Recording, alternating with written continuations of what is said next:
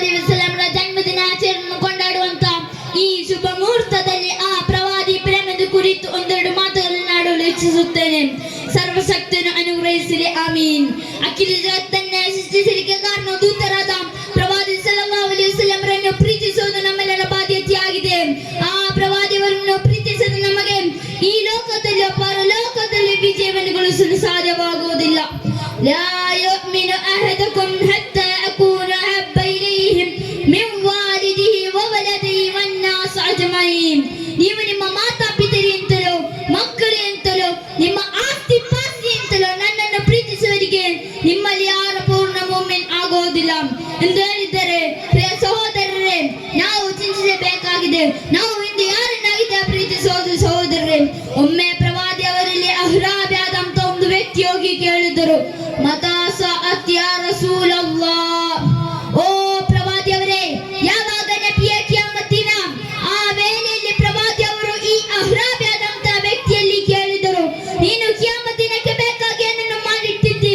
ಆ ವೇಳೆಯಲ್ಲಿ ಆ ವ್ಯಕ್ತಿ ಹೇಳಿದನು, ನಾನು ಏನನ್ನು ಮಾಡಿಟ್ಟಿಲ್ಲ ನಬಿಯೇ, ಆದರೆ ನಾನು ತಮ್ಮನ್ನು ಅತಿಯಾಗಿ ಪ್ರೀತಿಸುತ್ತಿದ್ದೇನೆ ಎಂದು ಹೇಳಿದಾಗ ಪ್ರವಾದಿ ಅವರು ಹೇಳಿದರು, ದುನಿಯಾದಲ್ಲಿ ಒಬ್ಬನು ಯಾರನ್ನಾಗಿದೆ ಪ್ರೀತಿಸೋದು ಅವನ ಜೊತೆಯಲ್ಲಾಗಿದೆ ನಾಳೆ ಆಖಿರದಲ್ಲಿ. ಆದರೆ ನಾವು ಚಿಂತಿಸಬೇಕಾಗಿದೆ, ನಮ್ಮ ಪ್ರೀತಿಯಿಂದ ಯಾವ ಕಡೆಗೆ ಆಗಿದೆ ತಿರುಗಿರೋದು. ಮಾತ್ರವಲ್ಲ, ಪ್ರವಾದಿ ಸಲ್ಲಲ್ಲಾಹು ಅಲೈಹಿ ವಸಲ್ಲಂರ ಮಾತನ್ನು ಅದೇ ರೀತಿಯಲ್ಲಿ ಜೀವನದಲ್ಲಿ ಅಳವಡಿಸಿ ಜೀವಿಸಿದ ಸುಹಾಬಾ ಕಿರಾಬುಗಳು ಯಾವ ರೀತಿಯಾಗಿದೆ.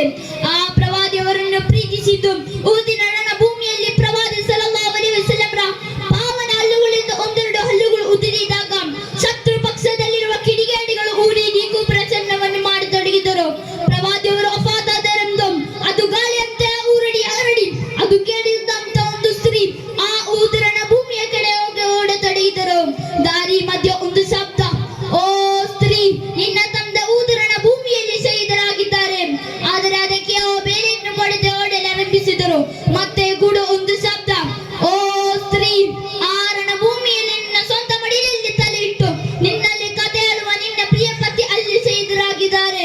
ಅವಳು ಆ ಮಾತನ್ನು ಕೂಡ ಲೆಕ್ಕಿಸದೆ, ಎಲ್ಲಿ ನನ್ನ ಪ್ರವಾದಿ, ನನ್ನ ಪ್ರವಾದಿಯನ್ನು ಕಾಣಬೇಕು, ಪ್ರವಾದಿ ಅವರಿಗೇನು ಸಂಭವಿಸಿದೆ ಎಂದು ಹೇಳಿ ರಂಗದಲ್ಲಿ ಓಡಿದರು. ಅವರೆಲ್ಲರ ಪ್ರವಾದಿಯವರನ್ನು ಪ್ರೀತಿಸಿದ್ದು ಈ ರೀತಿಯಾಗಿತ್ತು.